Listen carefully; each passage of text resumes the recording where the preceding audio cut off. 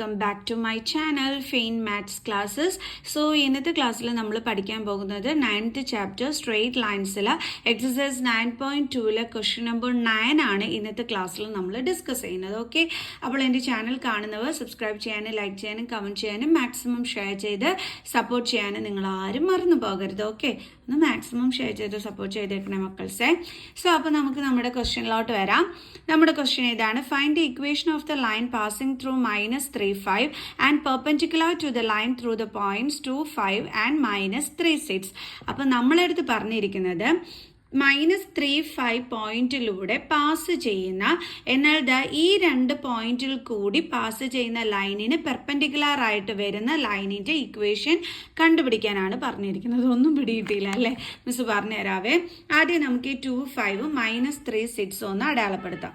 അപ്പം മിസ് ഇതേ എക്സ് ആക്സിസും വൈ ആക്സിസും ഒക്കെ നിങ്ങൾക്ക് മനസ്സിലാവുന്നതിന് വേണ്ടിയിട്ടൊന്ന് വരച്ച് കാണിക്കുകയാണ്. ഓക്കെ, അപ്പം 2, 5 എന്ന് പറയുമ്പോൾ ദേ ഇവിടെ വരും നമ്മുടെ പോയിന്റ് 2, 5.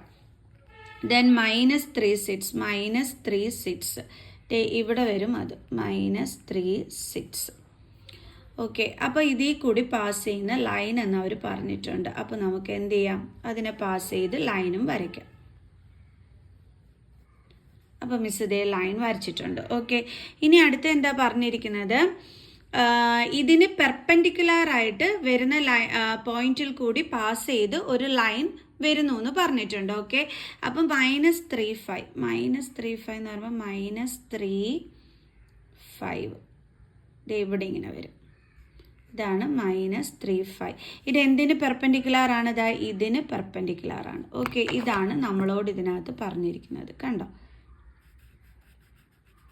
ഈ ഒരു പോയിന്റ് എന്ന് പറയുന്നത് ഈ ഒരു ലൈനിന് പെർപെൻഡിക്കുലർ ആണ്. അതായത് 2, 5 -3, 6 എന്ന് പറയുന്ന ഈ രണ്ട് പോയിന്റിൽ കൂടി കടന്നു പോകുന്ന ലൈനിന് പെർപെൻഡിക്കുലർ ആയിട്ട് വരുന്ന ലൈനിന്റെ ഇക്വേഷൻ കണ്ടുപിടിക്കാനാണ് പറഞ്ഞിരിക്കുന്നത്. ഇപ്പൊ പിടിയിട്ടോ മക്കൾസിന്?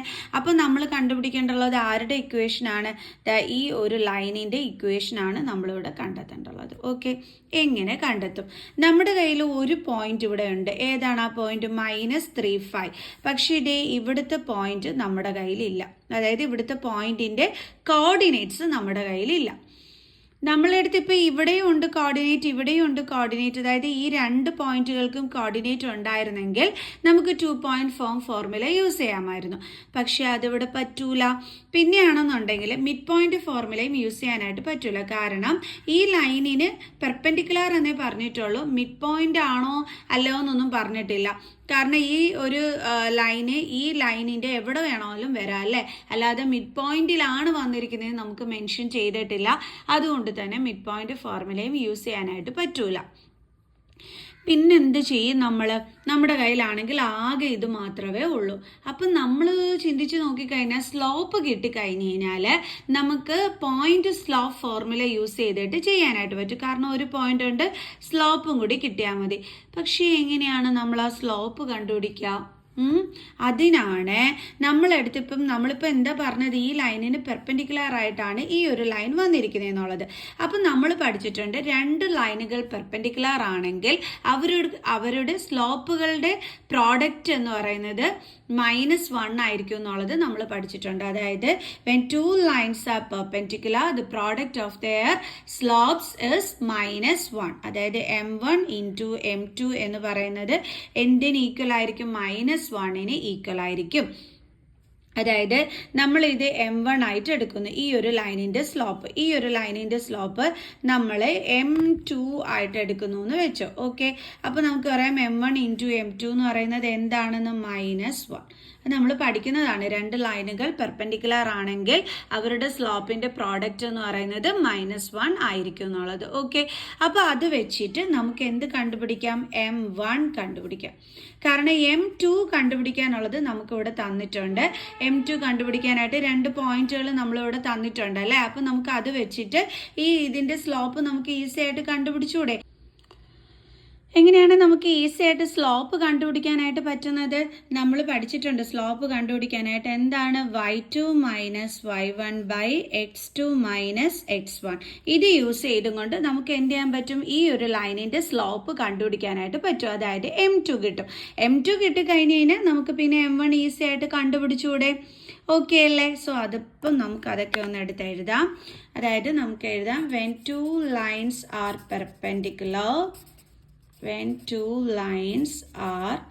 perpendicular, നമ്മൾ എന്താ പഠിച്ചിട്ടുള്ളത്? രണ്ട് ലൈനുകൾ പെർപെൻഡിക്കുലർ ആണെങ്കിൽ അതിൻ്റെ സ്ലോപ്പിൻ്റെ പ്രോഡക്റ്റ് എന്ന് പറയുന്നത് -1 ആയിരിക്കുന്നു അല്ലേ? m1 × m2 = -1.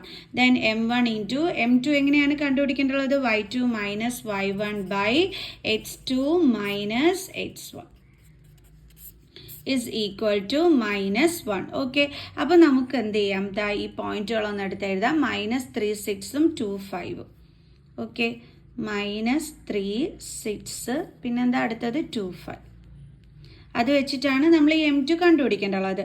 സോ അപ്പോൾ ഇത് x1, ഇത് y1, ഇത് x2, ഇത് y2. ഇനി നമുക്ക് സബ്സ്റ്റിറ്റ്യൂട്ട് ചെയ്ത് കൊടുക്കാം.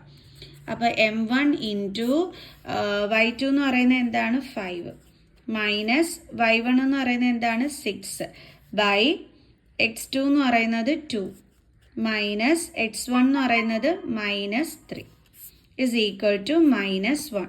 So m1 × 5 - 6 എത്രയാണ്? 6ൽ നിന്ന് 5 കുറയ്ക്കുമ്പോൾ 1, ചെറിയ നമ്പറിൽ നിന്ന് വലിയ നമ്പർ മൈനസ് ചെയ്യുന്നതുകൊണ്ട് നെഗറ്റീവ് സൈൻ ഇട്ട് കൊടുക്കണം.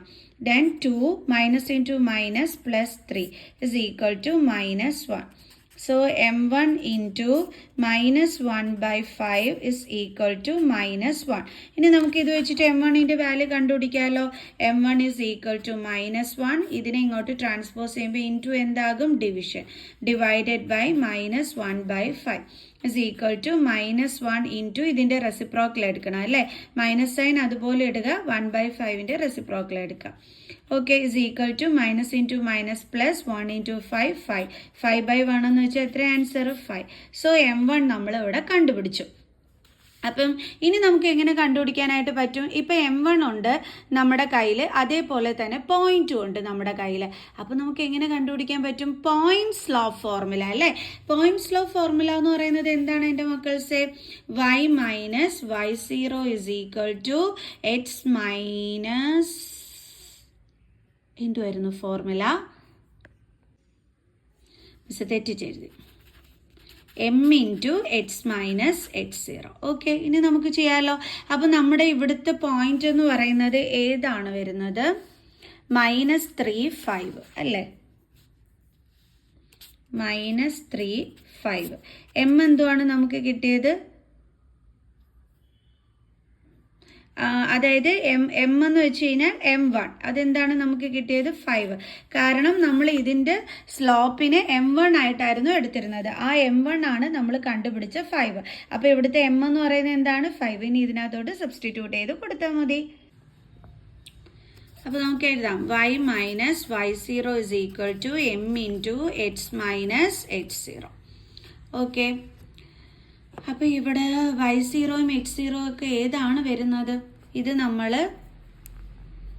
x0 ആയിട്ട് എടുക്കും, ഇത് നമ്മൾ y0 ആയിട്ട് എടുക്കും. ഓക്കെ, അപ്പം y - 5 is equal to m 5 ആണ്, x - x0 എന്താണ്? -3. So y - 5 is equal to 5 × x - +3. So y - 5 is equal to 5 × x + 3. അയ്യോ മിസ് ഒന്നും കൂടി എഴുതി. ഓക്കെ, അപ്പോൾ y - 5 is equal to നമ്മൾ എന്ത് ചെയ്യും? 5 കൊണ്ട് എക്സിനെ മൾട്ടിപ്ലൈ ചെയ്യും, 5x + 5 കൊണ്ട് 3നെ മൾട്ടിപ്ലൈ ചെയ്യും, ദെൻ 15. ഇനി നമുക്കറിയാം നമ്മൾ എന്ത് ഓർഡറിലാണ് എഴുതേണ്ടുള്ളത്? XY എന്നുള്ള ഓർഡറിലാണ് ഇക്വേഷൻ നമ്മൾ എഴുതേണ്ടുള്ളത്. അതുകൊണ്ട് തന്നെ എക്സ് റൈറ്റ് ഹാൻഡ് സൈഡിലാണ് കിടക്കുന്നത്. അപ്പോൾ ലെഫ്റ്റ് ഹാൻഡ് സൈഡിലുള്ള എല്ലാത്തിനെയും നമ്മൾ ഇങ്ങോട്ട് ട്രാൻസ്പോസ് ചെയ്യുന്നത്. അപ്പോൾ പിന്നെ ഇവിടെ ആരെങ്കിലും ഉണ്ടോ? ഇല്ല. അപ്പോൾ 0 is equal to 5x, ആദ്യം എക്സിൻ്റെ എഴുതി, പിന്നെ y. അപ്പോൾ +y ഇപ്പുറം വരുമ്പോൾ എന്താകും? -y. പിന്നെ ബാലൻസ് എന്തുണ്ട്? +15. പിന്നെ ആരെ ട്രാൻസ്പോസ് ചെയ്യുന്നത്? -5ന് ഇപ്പുറം വരുമ്പോൾ എന്താകും? +5. So 0 is equal to 5x - y + 20. ഇനി ഇത് നമുക്കൊന്ന് കറക്റ്റ് ചെയ്ത് എഴുതാം.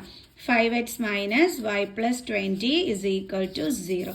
ദേ കിട്ടി നമ്മുടെ ആ ഒരു ലൈനിൻ്റെ ഇക്വേഷൻ. അപ്പോൾ എല്ലാവർക്കും ഇന്നത്തെ ഈ ഒരു ക്വസ്റ്റ്യൻ മനസ്സിലായി കാണുമെന്ന് വിചാരിക്കുന്നു.